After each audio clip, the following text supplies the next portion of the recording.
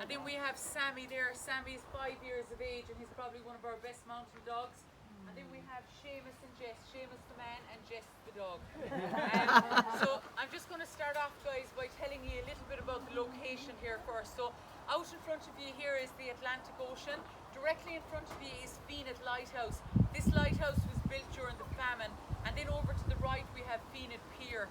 We have a sheltered bay area in front of the pier where we've native oyster beds. And our fishermen fish for oysters out here for a couple of weeks in the winter months. We have a lot of flatfish, sea bass and mackerel out in these waters. And one fish that many of you won't realise we have, because they're mainly found in tropical waters, is the stingray, and they come in here to breed in the summer months.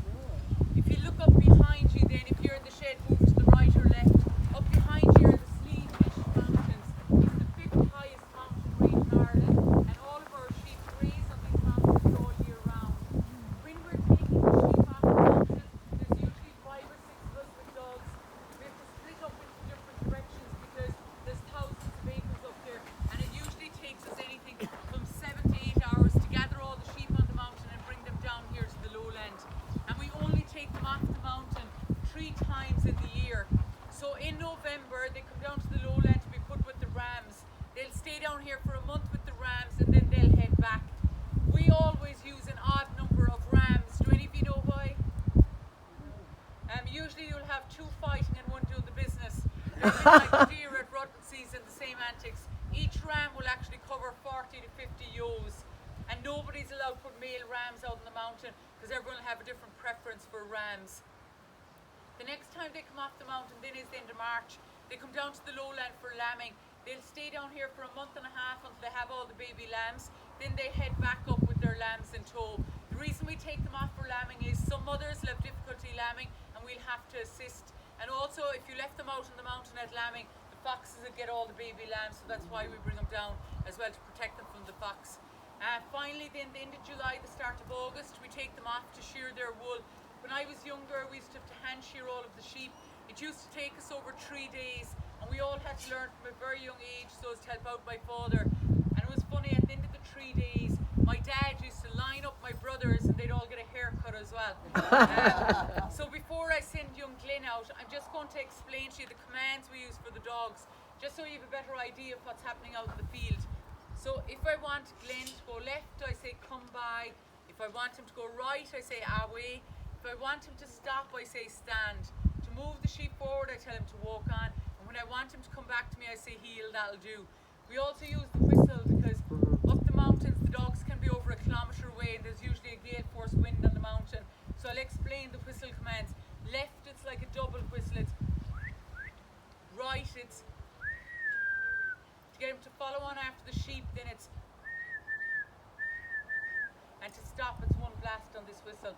I'm going to work with Glenn first. What I want him to do is to go out, gather the sheep and bring them back up here to us.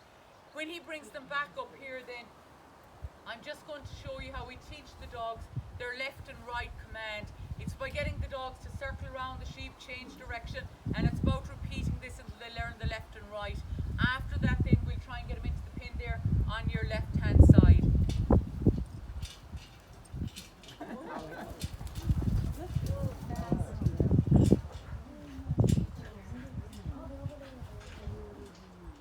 Oh, over there. Oh.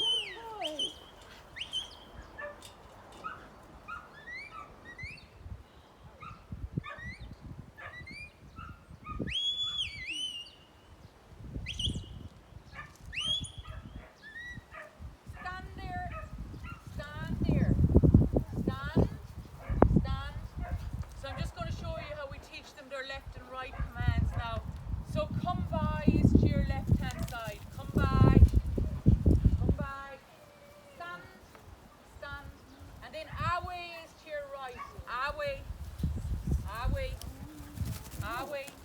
Stand, stand, walk, stand, come by, stand, stand, walk, walk, I like to walk. walk, Sounds like a fox. walk, walk, walk, walk, stand, come by,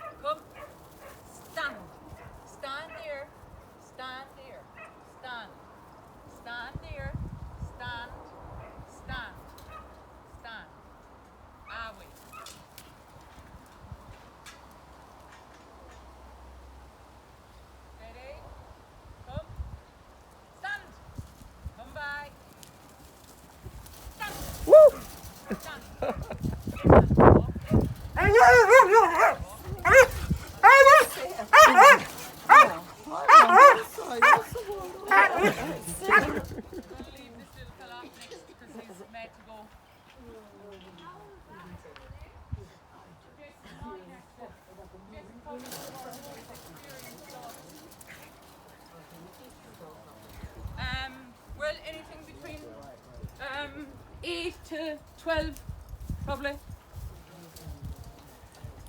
But are they scared of the dogs or no? Yeah, they are. Yeah. Stand, walk, walk, walk.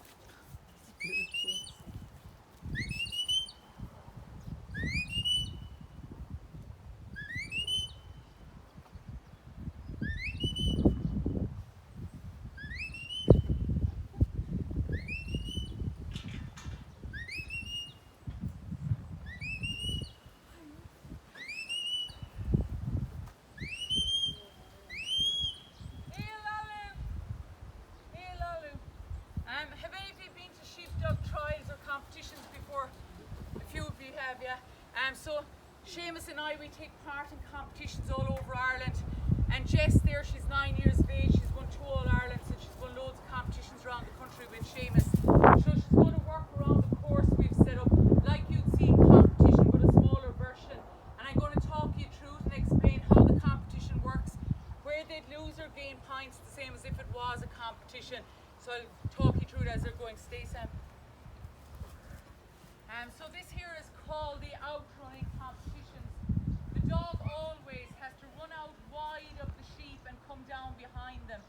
If the dog crossed in front of the sheep in competitions, you drop a lot of marks, or if the dog went straight for the sheep as well. When she gets behind them, then the next phase is called the lift. It's where the dog starts to move the sheep forward. If she had difficulty moving them forward, you'd also start dropping marks in competition.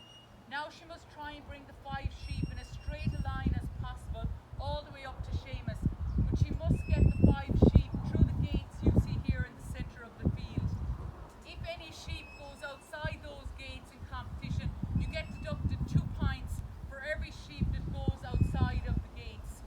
And also, if your lines aren't perfectly straight going from one area to the next, you'll be dropping marks all the way around for a lack of a straight line. She must continue a straight line now, but she must bring them up on the right hand side of Seamus. If they come up on his left hand side, she'll drop a lot of marks. When they turn around his back, you're looking for a tight turn. The wider out they go behind the handler, the more marks you will lose in competition. This next section then is called the drive. So it's where the dog is driving the sheep away from the handler. Straight line again, and you want them going through the gates here on the left hand side. Usually in competition it's 4 or 5 sheep, but you never know what breed or type of sheep you're going to get on the given day. The course is usually 5 or 6 times the length and width of this course, and you'll get 10 to 15 minutes to get round the course. Jess is going to bring them back up here now to Seamus. When she brings them back up, I'm just going to ask anyone in the group to pick a landmark anywhere in the field. It can be a cone, a tree, a gate, just something that's obvious to everyone, and Seamus will get Jess to take the sheep to that landmark. So anyone want to pick a landmark, guys? The cone over there. The cone, Seamus, on the left-hand side of the field. So the dog should be able to take the sheep anywhere you want them to go. The sheep are afraid of the dog and they see the dog as a predator. So they'll always go in the opposite direction of where the dog is. So if you put the dog on the right-hand side of the sheep, they'll go to the left. If the dog is put on the left, they'll go to the right. And if the dog is positioned behind the sheep, they'll move forward. So it's all about the dog listening to the handler's commands, so you can get the dog to bring the sheep anywhere. Anyone else want to pick a landmark? Impressive. Anyone else want to pick a landmark? Can they bring them here? Yeah, it's easy. Back to Seamus. So one of the easiest things you can train the border collie to do is actually to go out and bring the sheep back to the handler. It's their main instinct to want to hold the sheep to you. So it's always very easy to get them to bring the sheep back. One of the most difficult parts of the border collie's training is to get them to drive the sheep away from us. We need all the dogs to be able to drive the sheep away from us because the sheep come down some from low off the mountain in the winter, and we need the dogs to be able to drive them back up into the mountain for us. How do the dogs know which sheep are there? They don't have a clue. It's all to do with the handler. Yeah, yeah. The dog wouldn't have a clue what spot.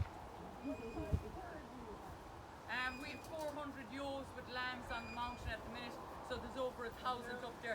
I have 70 last year's lambs in the lowland that I use for demonstrations, and I have, I think, about 30 lambs or sheep with lambs that I'm going to turn back up into the mountain. They had problems, and I kept them down a bit longer. Yeah.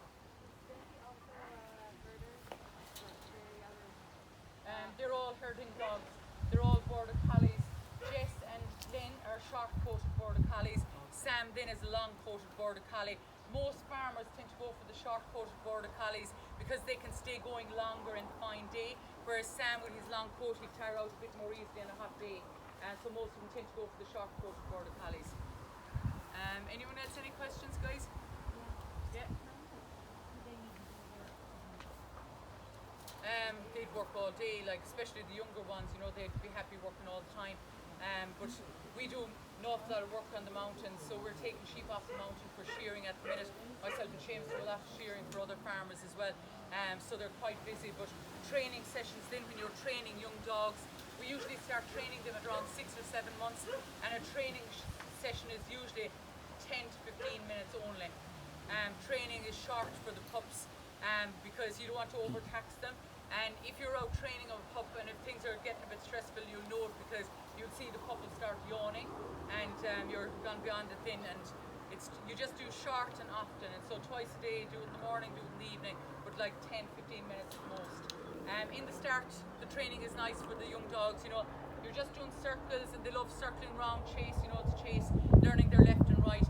As I said to you, the hardest part of training the Border Collie is getting them to drive the sheep away from us. It goes against their natural grain, and you'll see it's the most stressful part of their training. I usually only do about 8 minutes when I'm doing it with them, and then I let them fly around them again and bring them back, because you'll see the yawning starts and they're going, seriously, you're not going to make me take the sheep away from you. And if you don't have a good stop on them, you'll never get them to do it. So you need a really good stop on the dog when you're getting them to drive. Otherwise, if your stop isn't good on them, they'll run around and be running them back up to you again. Yeah. Are they fixed? No, we never do. Some people do, but we don't. Just from other people and talking to other people, we don't fix them because we've seen where they tend to put on a bit of weight, and if they're carrying weight up on the mountain, it's a nightmare for us. They just can't stay going like they would have without it. So we tend to not fix them. If there's a female in heat, usually I take her off the farm and she goes to my mother's house across the road for the time she's in heat, because Sam there especially, Lynn is fine actually, but Sam is, if there's a female in heat on the farm and Sam have it sniffed out straight away, he howls like a wolf at night and he'll go off his food for about 2 weeks. So he's not a good one to have around with a female, but usually I just take them off the farm for the time and that's it. Yeah. How many dogs do you have? Sam, believe you me, he's fine. Yes, sir. How many dogs do you have? We have 7 and we have a 22-week-old pup as well. Yeah. So when you're working a couple of dogs in the same general area, your whistles are different pitches? I mean, how are they trained to a specific whistle? Different commands for different dogs. So not all our dogs are on combine away. Some are on left and right instead of combine away, and they're on different whistle commands as well. Once you learn how to blow this whistle, you can make any tune out of it, and you'll see when you go to competitions, for any of you that have been to them already, loads of people, they'll all have different whistle commands on their dogs. There's a competition as well for that, it's called a brace, where you work 2 dogs at one time. They'll be on different voice and whistle commands, and you usually have 16 sheep in competition for the brace competition.